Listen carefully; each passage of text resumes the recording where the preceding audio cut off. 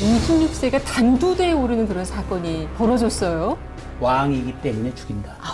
늘 빵을 먹었는데 그 안에 정말 지푸라기라든지 밀집이라든지 심지어는 소의 배변까지도 집어넣어서 불황자가 되고 네.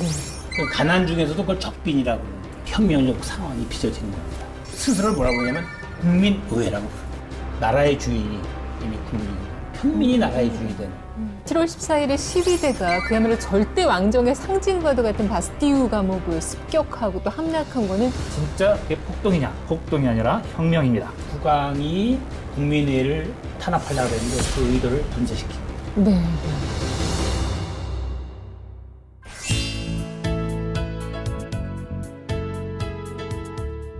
네, 세계사 산책 민주주의 이야기. 오늘은 지난 시간에 이어서 프랑스 혁명 2편이 준비되어 있습니다. 오늘도 민주주의 역사, 또 역사 속의 민주주의, 그 안으로 아주 친절하게 안내해 주실 분 역사학자 강희정 선생님 함께 하셨어요. 선생님, 네, 안녕하십니까? 안녕하세요.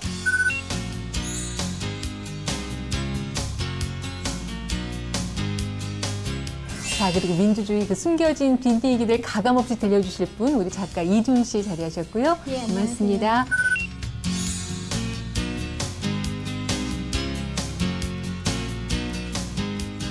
자, 그리고 프랑스 혁명 연구의 권위자이시죠? 서울대학교 서양사학과 최갑수 교수님 함께 하셨습니다. 고맙습니다.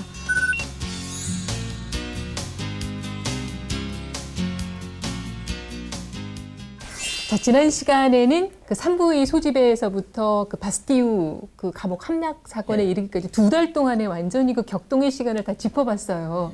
그 당시 분위기를 좀 다시 한번 정리를 해주시면요. 그러니까 이제 파리에서 이제 바스티 함락이 벌어지고 일종의 이제 부르주아와 민중의 결합에 의한 혁명이 전개가 됐는데 네. 전국이 정말 그야말로 혁명적인 변화가 일어납니다. 네. 프랑스 혁명이 중요한 것은 그거를 아주 구체적인 문서로 이제 그걸 이렇게 구체화시키는 겁니다. 네. 그래서 이 사람들이 이제 그 만든 것이 이제 그 유명한 1789년 8월 달에 인간과 시민의 권리 선언인데요.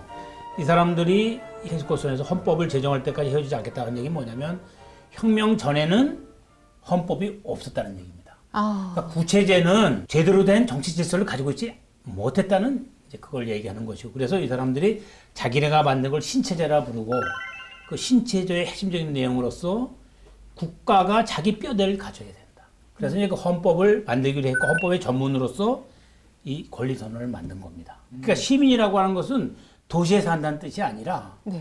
정적 주체라는 말입니다. 아. 그러니까 어떻게 되냐면 모든 사람은 태어나면서 여자들조차도 기본권은 보장이 되는 겁니다. 아. 모든 사람이. 그러나 국가 권력의 형성에 참여할 권리는 시민에게만 주어지고 네. 이 당시의 시민은 요 1789년 당시에는 재산을 가진 남성들만 국한시킵니다.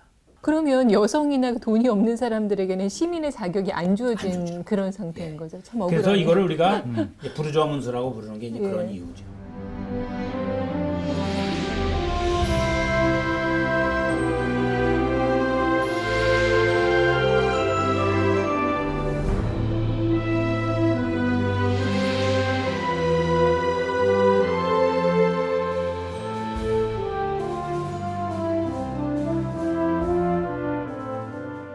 많은 여성들이 당시에도 힘들게 일을 하면서 네. 가족들의 끼니를 걱정해야 했던 이 여성들이었는데요.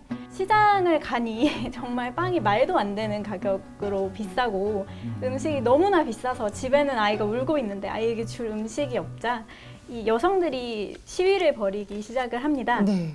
네, 사실 음식과 물가에 대해서 시위를 벌인 것이 이때가 처음은 아니고요. 예전부터 이제 시위를 많이 벌였는데 아무래도 시장에서 화를 내고 이제 시위를 벌일 만한 사람들이 대부분 여성이다 보니까 이런 시위들은 보통 여성들로 이루어져 있었습니다. 네.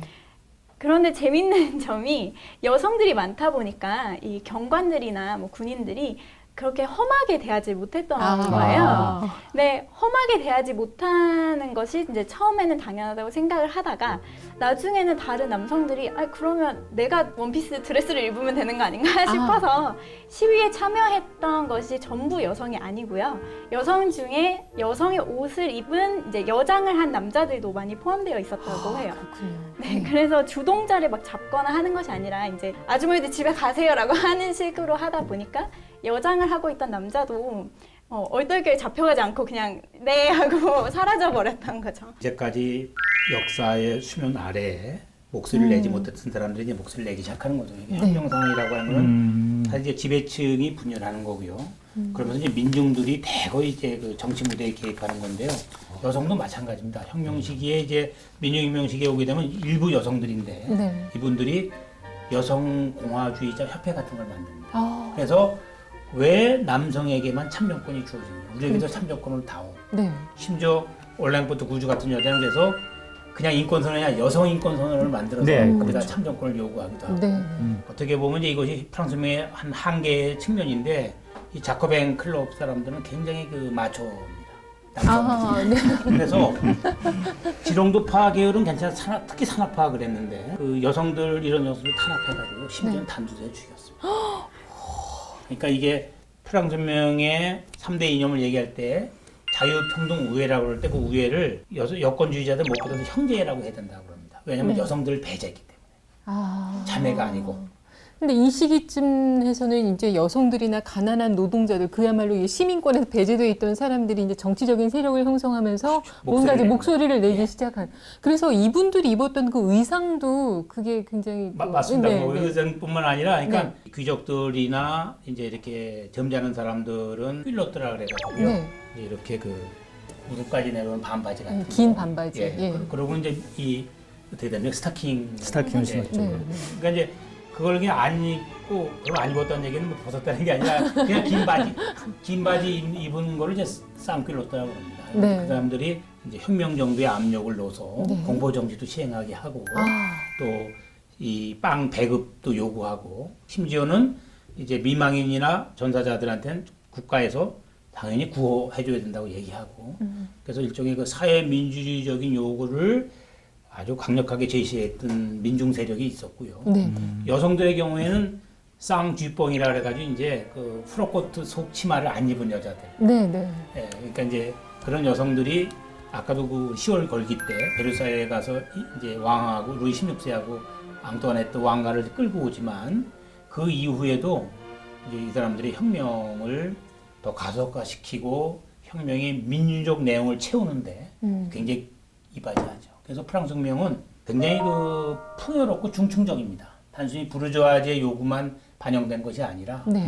그들보다 더 하층에 있는 일반 민중들도 일정한 목소리를 내고 오히려 그때 민주주의라고 하는 것이 진짜 나타나게 되고 자, 그리고 이 당시에 이제 좌파하고 우파라는 용어가 처음 나오지 않았습니까? 인권선을 만들자마자 9월 달에 이제 국왕에게 어떠한 권력을 수여할 것인가. 네. 국왕은 주권자가 아니잖아요. 그렇죠. 그러나 행정권의 수반이니까 네. 의회가 만든 법안을 국왕이 거부권을 행사하는데 어느 정도 자격을 줄 것인가 할 때 절대적 거부권을 주지 않습니다. 네. 그리고 이제 유예권을 주는데 그때 좌우 개념이 나옵니다. 처음으로. 네. 그래서 이제 절대적 거부권을 주자는 사람이 우파고 이제 그렇지 않고 유예권만 주자는 사람이 좌파가 되고 그게 이제 국회에 의회에 의장을 놓고 좌측에 앉은 사람이 좌파가 돼. 그때는 그런 지리 개념입니다. 근데 이것이 이제 사람의 정치적 정체성들을 분류하는데 굉장히 유용한 기준이 되죠. 네. 좌우파에 관해서도 저는 이제 궁금했는데 예. 선생님 말씀을 듣다 보니까 네. 좌파 우파가 초기에 그 갈라질 때 물론 국왕의 거부권을 두고 그랬다고 합니다만은 그들의 노선 또는 지지 기반 이게 뭔지를 좀 설명해 주셨으면 좋겠어요. 기존 질서의 변화를 원하느냐 안 하느냐가 이제 좌우를 나누는 결정적인 구분선이 되고 네. 그리고 이제 빠지지 않는 게 또 하나 있죠. 중도. 가운데. 중도. 네, 그것도 같이. 그래서 사실은 좌우파의 구분이 이분법이 아니라 이 취지는 원래 3분법입니다. 아, 그럼 프랑스 혁명 때 중도라는 말도 같이 좌우 당연하죠. 중도. 네, 예. 그렇죠. 우리 사회에 가장 요즘에 흔히 쓰이는 네, 그런 표현들이기도 하고. 중도에 있는 사람들은 이제 대체적으로 교회주의적인 태도를 보이게 되고 네. 우파 좌파의 구체적인 내용, 사상적 내용은 시대에 따라 달라집니다. 다만 차이는 그 어느 때도 변화를 원하는 쪽이 좌파고 변화를 방해하는 쪽, 기득권을 유지하는 쪽이 우파고 네. 이 성격이 기본적으로 있는 거죠. 네. 프랑스 혁명이 풍요롭다, 풍부하다 이런 표현은 좀 새로운 그런 느낌인데 네. 그래도 조금 뭐 아쉬운 부분이 있다면요. 뭐 있죠. 네. 상대적으로 다른 혁명과 비교해 보면 이제 프랑스 혁명이 일으키는 업적이 돋보입니다. 네. 그러니까 이제 프랑스 혁명은 노예제도 폐지시켰거든요. 예. 그 뭐 대단한 거죠. 미국 혁명이 못했던 거죠. 그럼요. 예. 그러나 아까도 얘기했지만 이제 이것이 여성들에 대해서는 굉장히 인색했습니다. 여성들. 네. 네.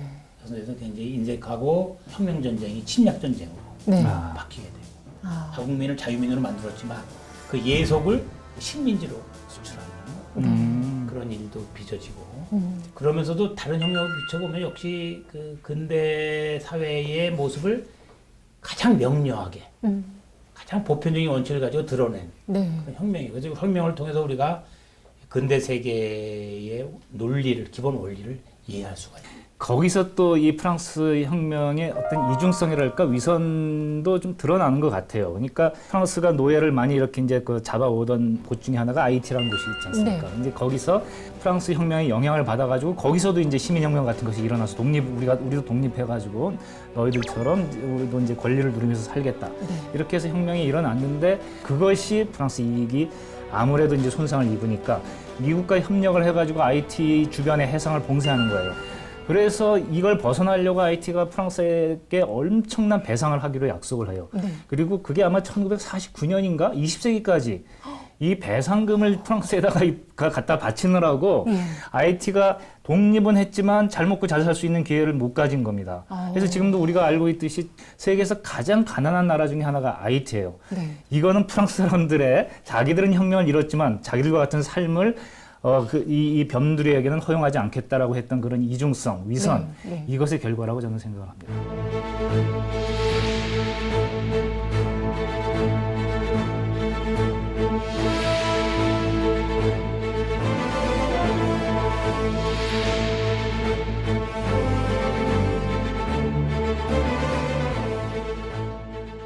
국민들이 안 그래도 이게 불만이 많은데 루이 16세에게 결정적으로 등을 돌리게 됐던 그런 사건이 있었어요. 그러니까 도피를 한 거죠. 도피를 하다 잡힌 거죠. 예. 처음에 이제 베르사유에서 파리로 와서 틸리 궁에서 거의 갇혀 지내다시피 합니다. 주변에 남아 있었던 충성스러운 이제 귀족들 같은 경우는 네.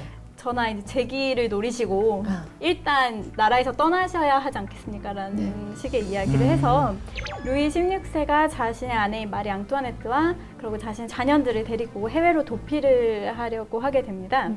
자신들 나름에는 수수하게 입고 수수하게 차렸는데 백성들이 보기에는 저건 누가 봐도 귀족의 마차이고 귀족의 일원들이잖아요. 네. 사실 왕을 수배하겠다고 전단을 전국적으로 막 뿌리거나 했다기보다 이 왕의 얼굴이 네. 동전에 전부 찍혀 있잖아요. 아하. 그래서 이 국경 지역에서 루이 16세는 잡혀서 결국 국민의 분노를 사고 다시 돌아가게 됩니다. 네. 백성을 뒤로하고 도망쳤으니까 뭐 정말 국민들이 얼마나 정말 분노했을지는 짐작이 되는데 그 이후의 사태도 굉장히 그러면 좀 급격하게 좀 빠르게 예, 전개가 예, 됐겠네요. 예. 당연히 파리 민중들이 이제 국왕의 폐위를 요구하고 그러니까 어쩔 수 없이 이제 그 국민방위대가 그 샹드 마르스라는 데서 이제 그 청원자들이 모여서 시위하는데 발포를 해서 수백 명을 죽입니다. 네. 이때가 되면은 뭐 이제 프랑스 혁명은 이제 걷잡을 수 없는 새로운 국면으로 접어들게 되고 결국은 이제 사실은 1789년에 혁명을 일으킨 사람들은 공화국을 원했던 건 아니에요. 네. 입헌군주제를 끌고 가고자 했던 것입니다. 근데 이제 이렇게 되니까 그 특권 세력과 국왕이 이제 그런 혁명적 변화, 그건 국왕으로서 받아들일 수 난 있다고 봅니다. 그 정도는 입헌군주제는 유지시켜 주는 거니까. 네.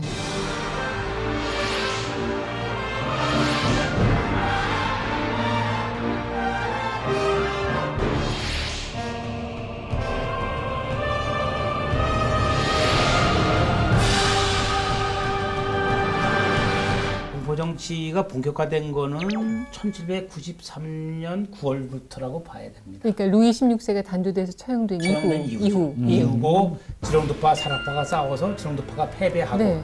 그러고 나서 이제 파리 민중이 자기들 요구하는 공포 정치를 의사 일정에 집어넣으라고 요구하는 게 1794년 9월 5일입니다. 네. 그때부터 로베스피에르가 몰락하는 94년 7월까지 네. 그게 이제 정확히 공포 정치 시기고요. 네. 그러면 이 로베스피에르가 그 두각을 드러낸 시점은 언젠가요? 공포 정치는 본격적으로 이제 그 루이 16세가 처형된 이후고. 이 로베스피에르가 이제 그 공안위원회 위원이 되는 게 이제 9월 달에 돼서입니다. 그러니까 이제 어떻게 되냐면 이 로베스피에르가 무슨 어떤 특별한 자리를 가지고 권력을 행사한 건 아니고요. 네. 이게 다 국민공회 의원이고 예. 다만 공안위원회 위원으로서 무엇보다도 도덕적 권위를 가진 겁니다. 그래서 흔히 말하는 의미의 독재자하고 성격이 다릅니다. 프랑스 혁명 하면은 사실 단두대 얘기를 빼놓을 수가 없는데. 단두대가 사용됐을 때는 물론 생긴 것은 보시면 굉장히 무섭게 생겼지만 네. 당시에는 배려하는 무기라고 할까요? 처형 도구로 만들어진 것이 사람을 단두대입니다. 배려하는 처형. 네네. 고통을 네, 고통이 없는 죽음이었던 이유는 많은 경우에 칼을 여러 차례 내리쳐야 죽었어요. 네. 근데 단두대 같은 경우는 높이가 이제 2.3m에 칼날의 무게만 해도 40kg가 넘어가기 때문에 네. 단칼에 죽었다고 하는데 이 단두대가 프랑스어로 길로틴이라고 하는데요. 네. 이거를 기요탱이라는 외과 의사가 있었는데 네. 이 사람은 단두대의 사용을 굉장히 권한 거예요. 사용을 반대하지만 굳이 사용을 해야겠다면 고통 없이 죽일 수 있는 단두대를 이용하자라는 연설을 했는데 이 연설이 굉장히 유명해지면서 네. 사람들이 단두대를 그 사람의 이름을 따서 길로틴이라고 부르기 시작을 한 겁니다. 아, 그 연설로 인해서 네, 그 사람과 네, 네. 연결을 시키는 네, 거군요. 그렇죠. 예. 원래 이름은 그게 아니었고요. 네. 근데 그 이후로 이제 길로틴이라고 부르다 보니까 기요텐 본인은 굉장히 싫어했다고요. 자기 이름을 이제 그런 데다 붙이다 보니. 그래서 이제 길로틴 박사가 사망하고 난 뒤에 그의 자녀들은 아예 성을 바꿔버렸다는 얘기가 있어요. 왜냐하면 모두가 너무 불명예스러우니까 길로틴이라고 사실은 단두대를 하면 떠올리게 네네, 되는. 그렇죠. 단두대를 떠올리니까요. 이 기요튼이 갖는 의미는 뭐냐면 이건 신분의 차별이 없는 거예요. 모든 사람을 다 똑같은 방식으로 죽이는 겁니다. 그러니까 왕까지 예. 뭐. 그러니까 저거는 일종의 혁명적 원리가 역설적이지만 네. 예. 그러니까 혁명적 폭력의 극적인 형태입니다. 네.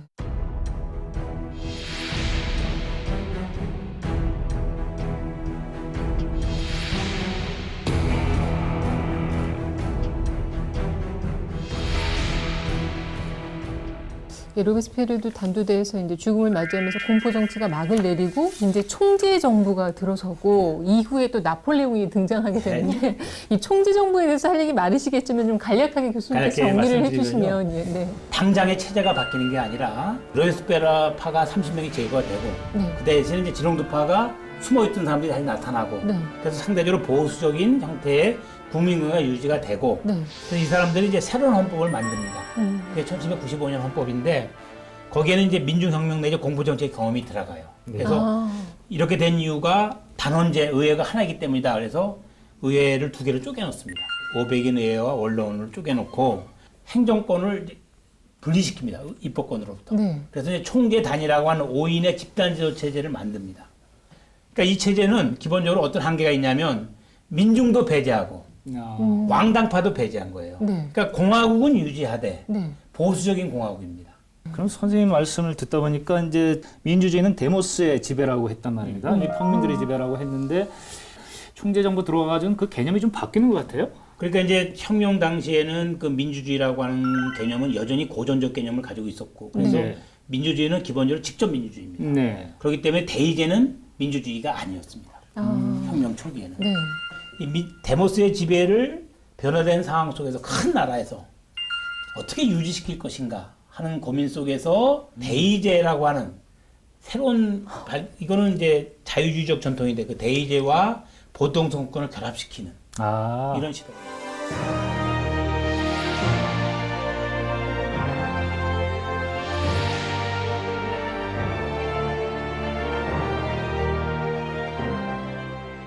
이렇게 정말 복잡하고 혼란한 시기에 등장한 것이 나폴레옹이에요. 그렇습니다. 예.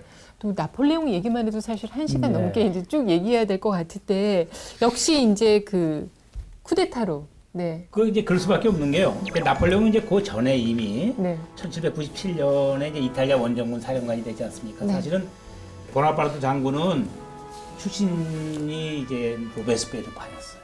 아. 그러니까 이제 그 유명한 로베스피에르가 막스밀리안 로베스피에르고요. 네. 동생이 오기스탱 로베스피에르인데 네. 오기스텐 로베스피에르 사람입니다. 예. 그래서 이제 이 사람이 툴롱 공략을 할 때 큰 공을 세우는데 그때 이제 이락 30도 되기 전에 장군이 되거든요. 네. 그 되게 되는 게 이제 오기스텐 로베스피에르가 손을 봐준 거죠. 그래서 이 사람은 이 로베스피에르파로서 이미 소문이 나 있던 인물이에요. 네. 근데 로베스피에르파가 그냥 계속 집권을 했으면 출세했을 거예요. 근데 몰락했잖아요. 그래가지고 감옥에 갇힙니다. 그때부터 보나파르트 성격이 바뀝니다. 출세주의자로. 그전에는 이상주의자적인 면모가 있었는데 이제 각근이 떨어지고 나서부터는 완전히 출세주의로 바뀌어서 그 바라스가 버린 여자 조세핀을 자기가 네, 그게 이제 출세를 위한 거죠. 그러면서 그걸로 해서 이제 이탈리아 원정군의 사령관이 되고 탁월한 군사적 능력이 발휘되면서 네. 이탈리아 국부를 휩쓰는 겁니다. 그 이후로 이제 나폴레옹이 국민 투표로 황제가 되는데요. 굉장히 유명한 일화 중에 하나가 베토벤이 나폴레옹 보나파르트를 위해서 그 교향곡을 만들고 있었는데 네. 이게 나폴레옹이 스스로 황제의 자리에 올랐다고 하자 네. 베토벤이 그 표지를 찢어버리고 네. 그것을 이제 영웅 교향곡으로 바꿨다고 하는 일화가 굉장히 유명합니다. 그래서 나폴레옹은 이후에 이제 엘바 섬에서 탈출을 해서요. 다시 한번 황제의 자리에 오르는데 제가 볼 땐 나폴레옹이 황제가 되는 게 하늘 뜻이 아니었는지 그 이후로 또 전투에서 패하면서 마지막으로 세인트 헬레나 섬으로 유배가 되고요. 그렇게 나폴레옹의 100일 천하는 천하가 이제 끝나게 되는데 끝나게 됩니다. 네. 나폴레옹의 등장과 또 100일 천하 그리고 이제 프랑스 혁명 안에서 갖는 의미를 좀 교수님께서 정리를 해 주시죠. 그러니까 이제 나폴레옹은 프랑스 혁명의 아들입니다. 그러니까 이제 프랑스 혁명이 없었으면 뭐 나폴레옹 같은 인물이 등장할 수가 없고요. 나폴레옹은 물론 위대한 군사 전략가입니다. 그러니까 전쟁의 성격을 바꿔놓은 겁니다. 네. 사실은 구체제 군대는 적당히 싸운 겁니다. 구체제 시기에는 전투의 승리가 전쟁의 향배를 결정하지 않습니다. 그래요? 전투와 관계없이 네. 전쟁 당사자가 두 나라가 싸우더라도 네. 어떤 한 나라가 많이 가지면 그 나라 옆에 있는 나라도 가져야 됩니다. 그러니까 유럽의 이 육지 전투라고 하는 것은 제로섬 게임입니다. 그래서 영토를 넓힌다고 하는 것은 굉장히 지난한 것이고, 네. 그러니까 이제 육지 전투와 해상 전투의 그 전쟁 논리가 다릅니다. 프랑스는 바다도 가지고 있고, 네. 육지도 가지고 있고, 그래서 이제 육군도 꾸려야 되고 해군도 꾸려야 되는데 영국은 육군을 꾸릴 필요가 없고, 프로이센은 육군만 꾸리면 되고. 네. 그래서 어떻게 보면 프랑스는 이길 수 없는 게임에 들어간 겁니다. 육전은 이길 수 없습니다. 그래도 나폴레옹이 그 프랑스 혁명의 성과에 의해서 국민군을 만들고 네. 군대 국가의 그 엄청난 유기적 능력의 토대에서 나폴레옹이 드물게 유럽 역사상 전 유럽을 먹을 뻔했죠. 이거 드문 일입니다, 이거는. 나폴레옹 법전이 갖는 의미도 크잖아요. 네, 나폴레옹의 법전은 사실 세계 3대 법전이라고 하는 것에 포함이 되는데요. 하나는 유스티니아누스의 법전이고, 하나는 그 유명한 함무라비의 법전이고요. 세 번째가 나폴레옹의 법전입니다. 나폴레옹은 자신의 법전이 완성이 되자 나의 이제 영광은 40번의 전쟁 승리가 아니라 내가 만든 이 법전이다라고 할 정도로 굉장히 자부심을 가지고 있었다고 해요. 이 나폴레옹의 법전은 주변의 유럽 국가들로 퍼져서 뭐 독일, 스위스, 네덜란드, 뭐 벨기에 이런 곳들의 법전에 굉장히 큰 영향을 미치게 됩니다. 사실 분명히 나폴레옹은 독재자입니다. 그래서 1804년을 경계해서 거지는 것 같아요. 그러니까 1804년 이전에 해놓은 개혁은 다 살아남았어요. 그리고 1804년 이후에 만드는 제도는 다 죽었습니다. 그러니까 혁명의 성과를 받아서 개성한 거는 다 살아남았다는 얘기예요. 네. 그러니까 이제 이 나폴레옹의 역사적 성격을 말해주는 것이고요. 흥미로운 건 지금도 프랑스에서 나폴레옹을 긍정적으로 보면 좌파고 나폴레옹을 이제 독재자로 보고 이렇게 보는 사람들은 이제 자유주의자로서 우파입니다. 네, 저는 거꾸로 알고 있었는데 아주 좋은 교훈 얻었습니다. 네.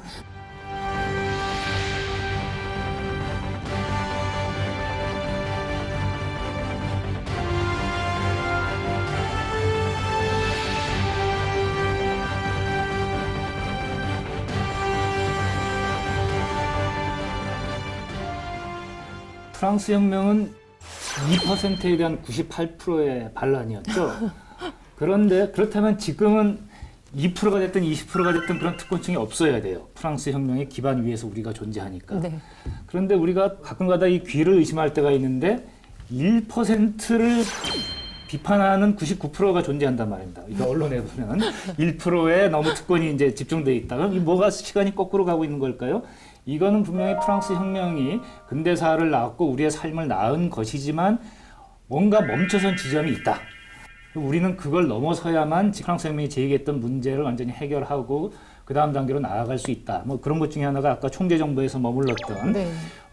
그런 어떤 민중을 배제했던 것의 한계, 그리고 자본의 민주적 통제를 시도했지만 그렇게 하지 못해서 오늘날 이제 1%의 어떤 그 소득 집중 이런 현상을 낳는 이런 모든 현상을 우리가 새롭게 프랑스 혁명 위에서 그것을 극복하는 방향으로 나아가야만 이것을 진정하게 계승하는 것이 될 것이다. 이렇게 생각합니다. 동시대에 이제 유럽이 이제 결국 전통 문명을 넘어서서 최초로 근대 문명을 만들어내고 네. 그 근대 문명의 본질은 딱 두 개입니다. 하나가 산업자본주의, 산업주의, 산업문명.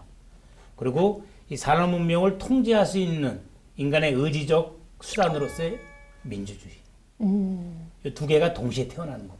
네. 그 프랑스 혁명은 그 산업자본주의의 그 새로운 사회 원리를 밝혔으면서 동시에 그 산업자본주의에 가질 수 있는 문제점을 교정할 수 있는 수단으로서의 민주주의도 같이 만들어냈고 네. 그것이 이제 프랑스 혁명이 가지고 있는 그 두 측면이고 혁명이 여전히 우리에게도 호소력을 가지고 있는 측면이 아닌가. 네. 자, 이렇게 해서 그 프랑스 혁명 1부, 2부에 걸쳐서 저희가 짚어봤는데요. 사실 프랑스 혁명을 통해서 본 민주주의의 역사는 어떻게 보면은 이 전진과도 후퇴를 반복하는 그런 모습이 아닌가 싶고요. 그래서 아마 우리 역사의식이 훨씬 더 중요하지 않을까 그런 생각도 해보게 됐습니다. 네, 세계사 산책 민주주의 이야기는 여러분의 아주 친절하고도 상세한 그리고 정확한 길 안내자가 되려고 노력하겠습니다. 오늘은 여기서 인사드리겠습니다. 다음 시간에 다시 찾아뵙겠습니다. 고맙습니다.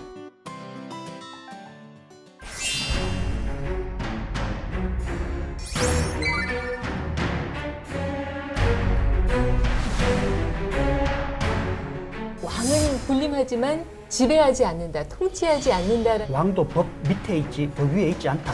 후진 정치 때문에 민주주의가 발달한 거죠. 왕에게 세금을 함부로 걷지 못하게 제한하는 문서에 사인을 하게 합니다. 그게 바로 마그나 카르타인데요.